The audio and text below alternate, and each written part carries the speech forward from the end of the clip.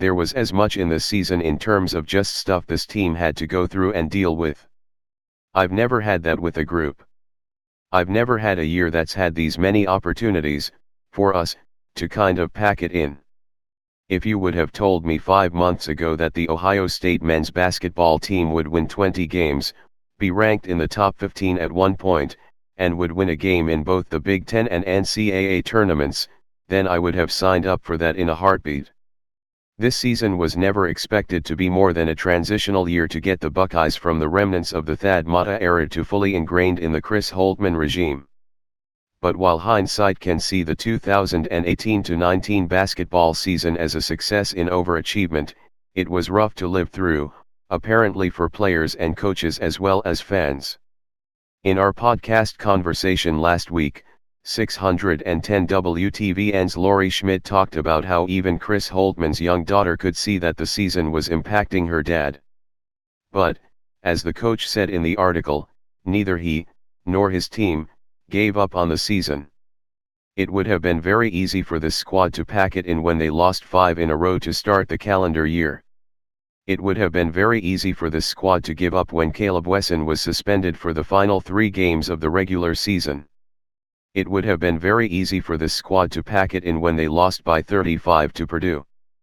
But throughout, this mishmashed group continued to fight, even when their best simply wasn't enough to win. Whether it was forcing overtime after being down by 20 plus in the regular season finale against Wisconsin, or overcoming another 20-point deficit against Michigan State in the Big Ten tournament, this team showed an incredible resiliency that normally befits a championship-level team.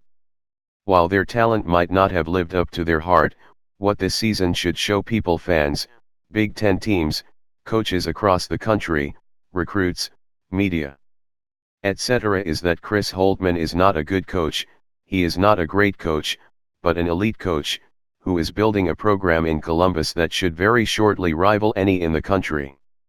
From his focus on fundamentals to his ability to develop players in season to getting the most out of his squad, as more and more top-line recruits pick the Buckeyes, and things are going to be a lot of fun on the hardwood for OSU. Cameron Babb deserves a break at some point, but the talented, cursed luck wide receiver is going to have to keep waiting for at least one more season. For the 3rd year in a row and the 4th since he was a sophomore in high school, the 4-star recruit has suffered a knee injury that will keep him off the field. Austin Ward, Letterman wrote. It's been a difficult few years for Ohio State wide receiver Cameron Babb. After a rough go in high school and missing his true freshman year at OSU in 2018 due to a torn ACL, it appears that his 2019 season is in jeopardy as well. The news that Ryan Day and Brian Hartline will likely be without the former 4-star wide receiver recruit comes on the heels of last Friday's report, confirmed by Day over the weekend, that Babb's classmate L. Christian Smith would be leaving the program at the end of the semester next month. While neither WR played last year, with 3 major pass catchers gone from 2018's roster, Hartline will be looking for some fresh faces to step up in his position group come this fall, and in the past 4 days, those options have slimmed dramatically.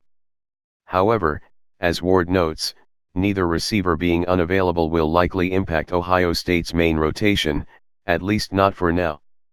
With the likes of KJ Hill, Austin Mack, Benjamin Victor, and Chris Olave still in the fold and early enrollee Garrett Wilson ready to make an impact right away, Ohio State will likely have enough game-changing options on the outside to do whatever it is that the new offensive brain trust comes up with. But the question becomes, what happens if 1, 2, or heaven forbid 3 of the above receivers get hurt between now and September, or prove unproductive once fall arrives? With Babb and Smith now unavailable, behind these 5 primary pass catchers, Ohio State is almost completely left with nothing but walk-ons and tight ends. Say if Hill and Olave both get hurt leading up to, or against, Cincinnati in the season opener. Will the Buckeyes have enough weapons to make full use of Justin Fields' talents?